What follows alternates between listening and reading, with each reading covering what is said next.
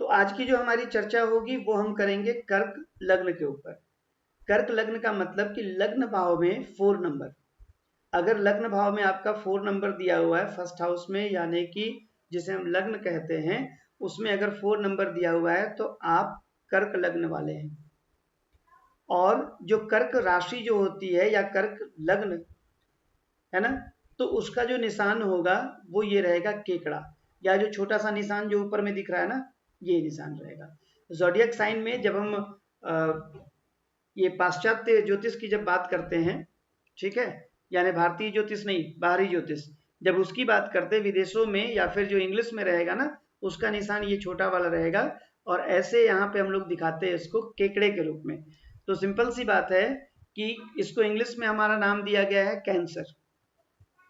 जो रोग जो है कैंसर, उसको कर्क रोग कहते हैं आयुर्वेद में, संस्कृत में उसका नाम कर्क रोग है, क्योंकि लक्षण जो है ना उसके केकड़े से मिलते हैं, कर्क से मिलता है। आज हम लोग समझेंगे कि इसकी विशेषताएं क्या हैं, शारीरिक विशेषताएं, मानसिक स्थितियां, एक कर्क की क्या होती है, कर्क लग्न वालों की, उसके बारे में अभी हम लोग डील करने वाले हैं। सबसे पहली बात कि कर्क जो राशि है ना, इसका स्वामी है चंद्रमा, ये ध्यान रखेंगे। कर्क राशि, उसका जो स्वामी है वो है चंद्रमा। तो और चंद्रमा किसका है, चंद्रमा के बारे में मनुस्मृति कहती है चंद्रमा मनसो जाता है। चंद्रमा का जन्म मन से हुआ है। किनके मन से, जो आदि पुरुष जो हैं या ब्रह्मा जी जिन्हें भी कहा जाता है, तो ब्रह्मा जी के मन से। चक्षु सूर्य अजायता, मतलब कि सूर्य का चक्षु से, और चंद्रमा का जो जन्म हुआ है, उद्भव जो हुआ है, वो मन से हुआ है।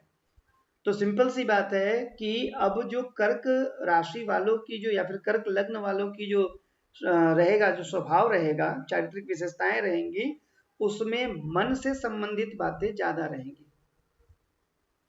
ठीक है, अब मन का काम कहाँ कहाँ हो सकता है उसके बारे में पहले चर्चा कर लेते हैं, अपने आप समझ में आ जाएगा कि कर्क लग्न वाले जातक जो होते हैं, जातक मतलब जिनका जन्म हुआ, ठीक है, इस लग्न में जिनका जन्म हुआ उसको हम जातक कहते हैं। तो कर्क लग्न वाले जो होंगे ना, उन जातकों का, उनकी स्थिति कैसी रहेगी, ये मन से, मन के जो अलग अलग भाग होते हैं, है ना, अलग अलग भाग मतलब यहाँ क्षेत्र उसके हो गए। जैसे मन कहाँ काम करता है, मन काम करता है कल्पना में। तो हम कह सकते हैं कि जो कर्क लग्न वाले हैं, ये कल्पना, इनकी शक्ति जो होती है, कल्पना शक्ति, वो ज्यादा हो सकती है। कर्क लग्न वालों की कल्पना शक्ति ज्यादा रहेगी। मन क्या करता है, मन तो बड़ा चंचल है जी, एक बार में यहाँ, एक बार में वहां, एक कई जगहों पे दौड़ सकता है।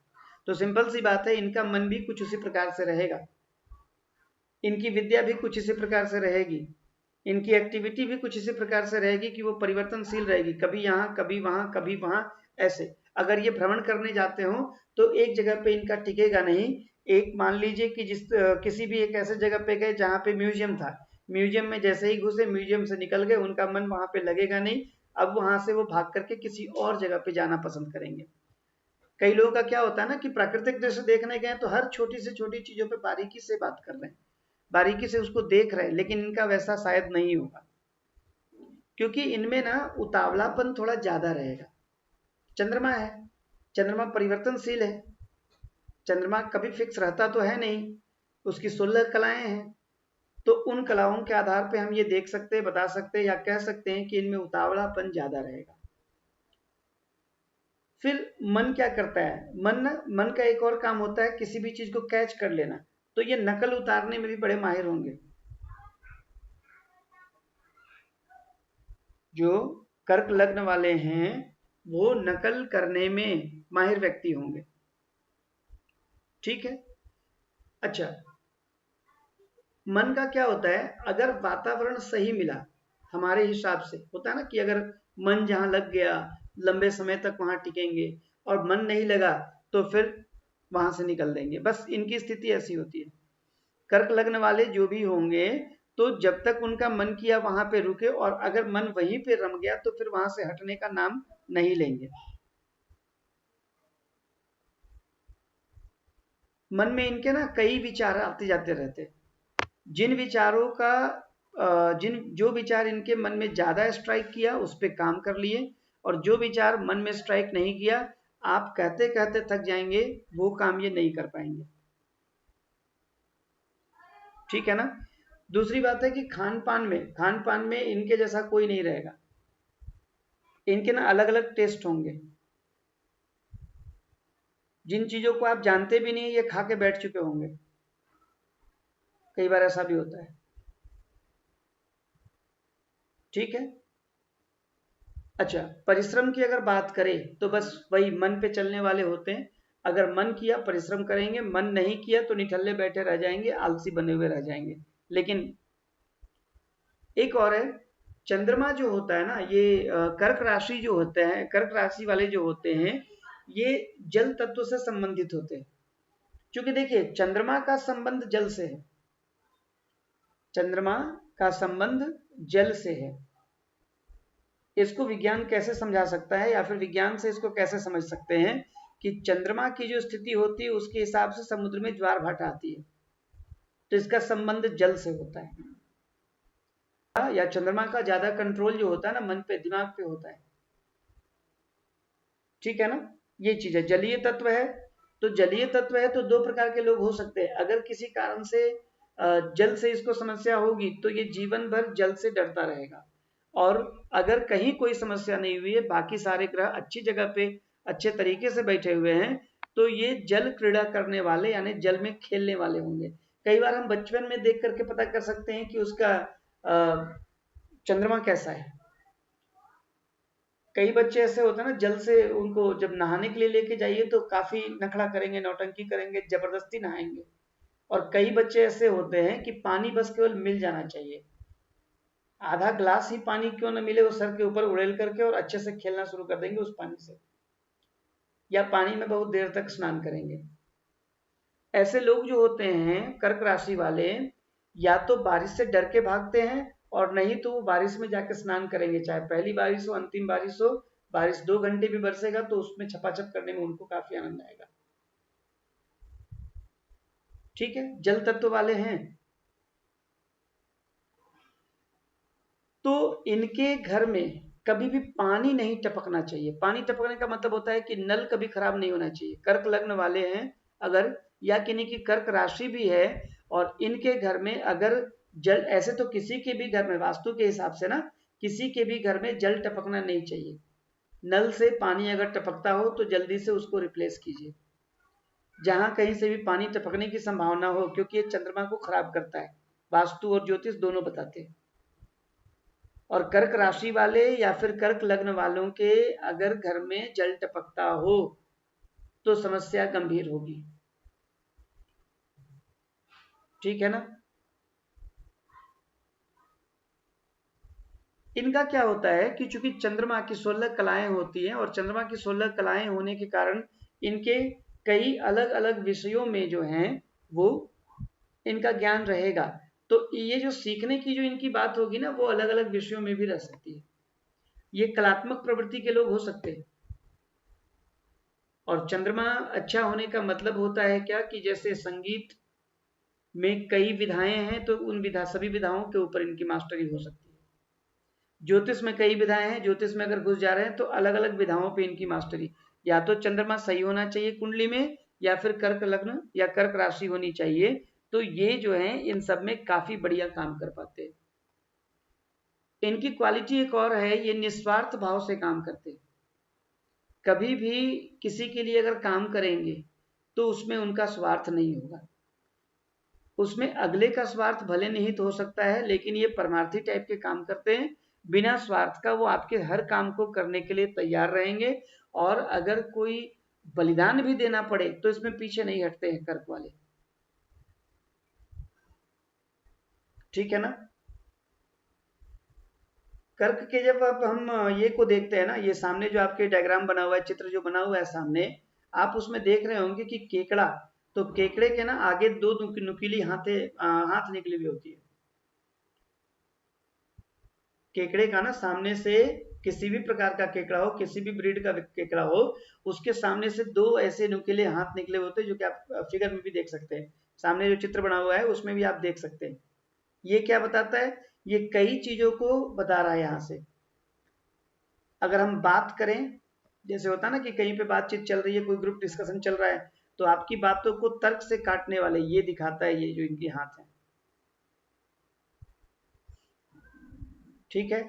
और हाथ चूंकि नुकीला है, सामने से नुकीला होता है, तो ये जब घाव करेंगे तो बड़ी गंभीर घाव होगा। पहली बात तो ये है क्या कि निस्वार्थ भाव से आपके सब काम को करेंगे, कोई दिक्कत नहीं है, लेकिन जिस दिन इनके मन को ठेस लगेगी ना, फिर घाव ऐसा देंगे आपको, अपनी नुकीली हाथों से वो घाव आपको देंगे, जिस भी चीज को ये पकड़ लेंगे, ठीक है। तो ये जब भी पकड़ते हैं अपने दोनों हाथों से पकड़ते हैं, और पकड़ कुछ ऐसी होती है कि जो नुकीला वाला पार्ट जो हुआ करता है इनके ये का, हाथ में आप देख रहे हैं सामने से नुकीला पार्ट जो दिया हुआ है, उसमें कुछ दांत भी रहता है, तो उससे वो इतना क्लच उसका स्ट्रांग रहता है ना, इतना इतना मजबूती से वो पकड़ता है कि जल्दी वो छोड़ता नहीं है।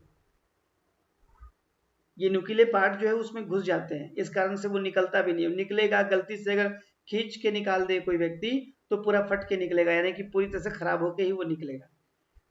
तो इनका जो क्लच जो होता है ना काफी स्ट्रांग होता है, पकड़ते हैं किन्हीं चीजों को काफी तेज पकड़ते हैं, ठीक है। जब चंद्रमा किसी भी कारण से, क्योंकि चंद्रमा इनका स्वामी है, जब किसी भी कारण से चंद्रमा अगर अफ्लिक्टेड हो जाए, शनि के साथ बैठ गया हो, या फिर राहु से दृष्ट हो, केतु से दृष्ट हो, दृष्टि युति हम बाद में पढ़ेंगे, लेकिन आप ये समझिए कि अगर इसका स्वामी कुंडली में खराब स्थिति में अगर बैठ गया हो, तो मानसिक संताप, मानसिक प्रताड़ना और डिप्रेशन जिसे एक लाइन में कहेंगे, वो बहुत ज्यादा झेलते हैं। कुंडली में एक चंद्रमा कमजोर हो ना, तो आपको मानसिक चिंता रहेगी, और अगर ज्यादा एफ्लिक्टेड है तो आप फिर डिप्रेशन में जा सकते हैं, बहुत ज्यादा सोच वाले आप होंगे, और वो हानिकारक होगा। इसलिए चंद्रमा को भी कंट्रोल में रखना पड़ता है, चंद्रमा को तो ज्यादा कंट्रोल में रखना होता है। ऐसे तो कहा गया है कि स्वस्थ शरीर में स्वस्थ मन का वास होता है, लेकिन अगर यहाँ पे ये लाइन बोले कि स्वस्थ मन हो तभी स्वस्थ शरीर होगा, मानसिक रूप से हम अगर डिस्टर्ब हों तो मेरा शरीर भी काम नहीं कर पाएगा, ये चीज होता है। एक शुभ राशि के रूप में इसको गिनते हैं, और चंद्रमा जो होता है वो एक स्त्री राशि है, तो स्त्री के भी जो है ना तत्व इसमें समाहित होते हैं। वास्तु की अगर हम बात करें तो वास्तु में चंद्रमा और शुक्र, इनको एक विकर्ण में, एक डायगोनल में तिरछा रखा हुआ है, मतलब एक अग्निकोण जो कि पूर्व और दक्षिण में, तो दूसरा जो हुआ करता है वो वायव्य कोण जिसे हम पश्चिम उत्तर कहते हैं, एकदम से 180 डिग्री में उल्टे साइड अपोजिट चंद्रमा और शुक्र को रखा गया है। अग्निकोण में, आग्नेय कोण में शुक्र रखे जाते हैं, शुक्र को दिया गया है स्थान, और वायव्य कोण में दिया गया है चंद्रमा को स्थान, और ये दोनों जब जोड़ दिए जाते हैं तो इनको हम स्त्री अक्ष कहते हैं वास्तु के हिसाब से, ठीक है ना।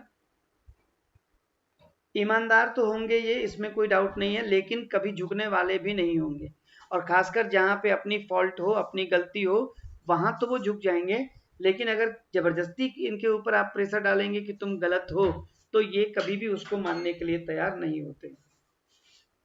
सामने काल पुरुष का फिर से चित्र आ गया है, और हम अब कर्क लग्न वालों के स्वास्थ्य के बारे में समझेंगे, रोग को समझेंगे कि कौन कौन से संभावित रोग हैं जो इनको हो सकता है। एक बात का और ध्यान रखना है कि जब यहाँ पे काल पुरुष से लग्न से संबंधित रोग बताए जाते हैं, तो वैसे व्यक्ति को इन रोगों की संभावना तो ज्यादा होती है, लेकिन और भी रोग हो सकते हैं। तो और भी रोग होने के लिए कुंडली का छठा भाव देखना पड़ता है, कुंडली का मारक भाव देखना पड़ता है, ठीक है ना। और जिन जिन घरों में, जिन जिन घरों में या फिर जिन जिन भावों में, है ना, जिसे हाउसेस भी कहते हैं, उनमें अगर कोई पाप ग्रह या क्रूर ग्रह बैठ गए हों, तो उस भाव से संबंधित, उस घर से संबंधित जो अंग होगा उसमें भी समस्या हो सकती है, तो वो भी चेक किया जाता है। लेकिन जब हम लग्न की बात कर रहे हो, तो लग्न में हमें काल पुरुष से उस व्यक्ति के, उस जातक के संभावित रोगों को समझना होगा। कर्क के लिए क्या लिखा है? कर्क के लिए कहता है कि हृदय रोग, है ना, हृदय, कर्क को स्थान दिया गया है किसमें? काल पुरुष के किस भाग के? हृदय के लिए। तो हृदय में क्या काम होता है बताइए थोड़ा, हृदय में क्या होता होगा? हार्ट जो हमारा है ब्लड पंप करता है। ब्लड को पंप करता है, ठीक है। डीऑक्सीजनेटेड ब्लड से ऑक्सीजनेटेड ब्लड को पंप करा करके और फ्रेश करके उसको पूरे शरीर के पार्ट्स में भेजा करता है। तो ये अगर देखा जाए तो हार्ट की पंपिंग अगर रुक जाती है तो पूरा सिस्टम बंद। इसलिए तो जब भी किसी की डेथ होती है तो पहले पल्स को चेक करते हैं, हार्ट को चेक करते हैं कि उसमें धड़कन है कि नहीं है, क्योंकि वहां धड़कन नहीं है इसका मतलब पल्सेस जो है वो डाउन तो होंगे होंगे और इस व्यक्ति की छुट्टी फिर हो जानी है। तो हृदय जो है मुख्य स्थान के रूप में, मर्म स्थान के रूप में काम करता है, ठीक है। अब हृदय कहाँ पे है? तो फेफड़ों के नीचे है, पसलियों के नीचे है। जैसे मिथुन छाती और पसलियों को लेके चल रहा था, फेफड़ों को लेके चल रहा था, उसी प्रकार से जो हृदय जो होगा वो अकेले नहीं चलेगा, ये भी चलेगा तो अपने आस पड़ोस को भी लेके चलेगा। तो ऐसा नहीं कि किसी का कर्क लग्न है तो सीधे बोल दे कि हार्ट डिजीज होगा तुमको, हार्ट में ब्लॉकेज होगा तुमको, पेस मेकर लगेगा तुम्हारा, ऐसा डराना नहीं है किसी को। उसके आसपास भी कुछ रोग हैं, कुछ पार्ट्स हैं, है ना, हृदय के आसपास भी कुछ पार्ट्स हैं जो इफेक्टेड हो सकते हैं। अब जो फेफड़ा है ना, लंग्स जो हैं व्यक्ति के, तो उसमें क्या हो सकता है? उसमें संक्रमण बहुत अधिक हो सकता है, इन्फेक्शन। ज्यादातर फेफड़ों के इन्फेक्शन होते हैं, सर्दी खांसी होगी, है ना, चंद्रमा है, सिंपल सी बात है, चंद्रमा के रोग जो होते हैं वो जल से संबंधित होते हैं, कफ से संबंधित हुआ करते हैं, है ना। तो ये क्या करता है कि ये फेफड़ों को संक्रमित कर सकता है। तो हम साफ कह सकते हैं कि कर्क लग्न वालों को फेफड़े का संक्रमण प्रभावित करता है, यानी उनको फेफड़े का संक्रमण हो सकता है। दूसरी बात है, फेफड़े में और क्या समस्या हो सकती है भाई? खांसी, यहां भी इनको भी हो सकता है। फेफड़े से संबंधित रोग और कौन से हो सकते हैं? ब्रोंकियल ब्रोंकाइटिस, वो सब भी उनकी समस्या ले सकता है ये, ठीक है। इसके अलावा टीबी तो फेफड़े से संबंधित रोग है ना, ट्यूबरकुलोसिस, क्षय रोग, यहां भी इसकी समस्या झेल सकता है ये। एक और जो मिथुन वाले जो थे वो अस्थमा, यक्षमा, है ना, वो झेल सकते थे, तो ये भी झेल सकते हैं उसको। मतलब कि कर्क लग्न वालों को स्थमा अदमा की भी प्रॉब्लम हो सकती है, श्वसन संबंधी विकार भी इनको हो सकता है। बात समझ रही है? एक और चीज इनको हो सकता है, जो कर्क लग्न वाले हैं, चांसेस इनके पीलिया के चांसेस ज्यादा होते हैं। हाँ, पीलिया के चांसेस ज्यादा होते हैं। और आप जब ज्योतिष बनने जा रहे हैं तो आप एक बात और ध्यान रखिएगा कि वर्तमान जो परिदृश्य है उसके हिसाब से बीमारियां ज्यादा बढ़ती चली जा रही हैं। तो आप ज्योतिष होने के बाद, क्योंकि ज्योतिष में ना आयुर्वेद को भी मिला करके चलना पड़ता है, और एक ज्योतिष जो होता है उससे लोग रोग भी पूछने आते हैं। बीमारी होगी तो डॉक्टर के पास भी जाएंगे और इधर भी आपके पास भी आएंगे। ब्लड का ये काम जब कर रहा है, इसका मतलब है कि हार्ट से संबंधित समस्या होगी तो ब्लड में भी कहीं ना कहीं समस्या होगी। अब ब्लड में क्या होगा भाई? तो ब्लड में इन्फेक्शन तो नहीं होगा, लेकिन अगर ब्लड में इन्फेक्शन हुआ है तो हार्ट में गड़बड़ी जरूर होगी। दूसरी बात है कि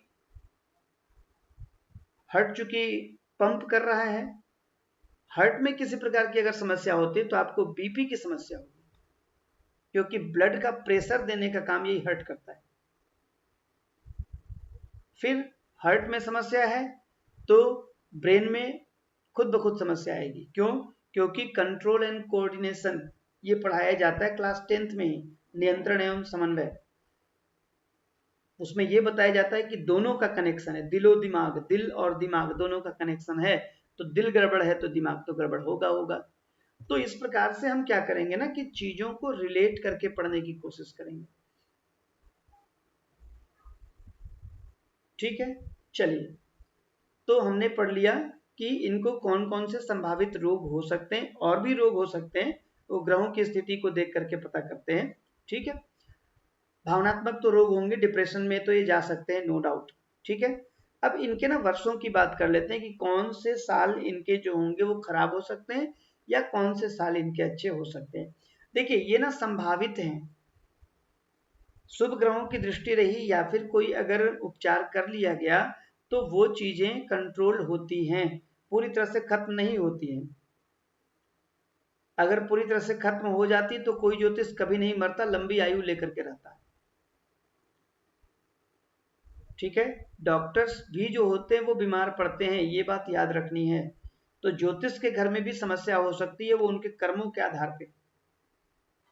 ठीक है, जैसा उनका कर्म रहेगा उसके हिसाब से उनको फल मिलेगा, ऐसा नहीं है कि नहीं रहेगा, है ना। तो इनमें अशुभ वर्ष कौन कौन से हैं?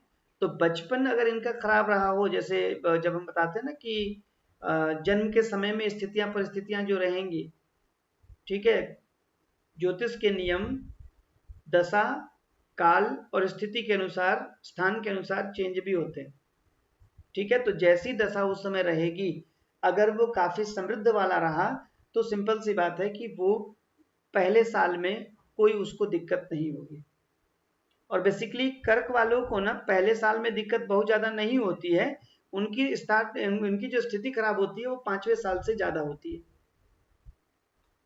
अशुभ ग्रहों का प्रभाव रहा या फिर जिस नक्षत्र में आप जन्म, नक्षत्र का भी बड़ा योगदान होता है, हम ये बाद में जाके पढ़ेंगे, अभी तो सिर्फ लग्न को डील कर रहे हैं कि लग्न क्या है ना। तो नक्षत्रों का भी बड़ा रोल रहता है, गलत नक्षत्र में हुआ जन्म तो वहां पे आप भोगेंगे। लेकिन अगर सब कुछ नॉर्मल रहा तो वैसी स्थिति में 5वें साल में, फिर 25वें साल में, फिर वहां से आगे बढ़ जाइए 15 आगे 40 साल में, ठीक है, उसके बाद 48वें साल में, इन सब में क्या होता है कि इनको समस्या ज्यादा होती है। हाँ, इनको समस्या ज्यादा होगी। और छठे घर का इंपैक्ट रहेगा तो एक और थ्योरी है इनकी कि 37 से 52 साल जो होगा इनको शत्रुओं के द्वारा कठिनाई हो सकती है। तो छठे भाव को स्ट्रांग रखना है, छठे भाव से शत्रु बढ़ते हैं या फिर घटते हैं। तो अच्छा समय कब होगा? बाल्यावस्था को छोड़ करके जब ये आगे बढ़ेंगे, है ना, कौमार्यावस्था को क्रॉस करके आगे जाएंगे तो 21वें साल से 36वें साल की आयु इनके लिए बहुत बढ़िया मानी जाएगी। कर्क राशि वाले ये समझिए कि सौभाग्यशाली समय इनके लिए है। अगर इस पीरियड में यानी कि 21 से लेके 36 साल तक में इनको जो अर्जित करना है ये कर लें, क्योंकि फिर बाद में आगे जा करके आफ्टर 50 उनको कुछ सहूलियत मिलती है। 51-52 करते आगे वो अगर रहते हैं सही तो अंतिम टाइम उनका बहुत बढ़िया कटता है। ठीक है, इसको ऐसे समझाता है मानसागरी, प्रथमावस्था, मध्यमावस्था, उत्तरावस्था। यानी कि फर्स्ट आपका जो प्रथम अवस्था रहेगी जीवन की, फिर मध्य की अवस्था जो रहेगी जीवन की प्रौढ़ावस्था तक, और उसके बाद फिर उत्तरावस्था यानी कि बाद की अवस्था, बुढ़ापा जिसमें आता है। तो ये कर्क राशि वाले, तो ये कर्क लग्न वाले हुए। हम कर्क लग्न के बारे में इतनी कुछ जाने।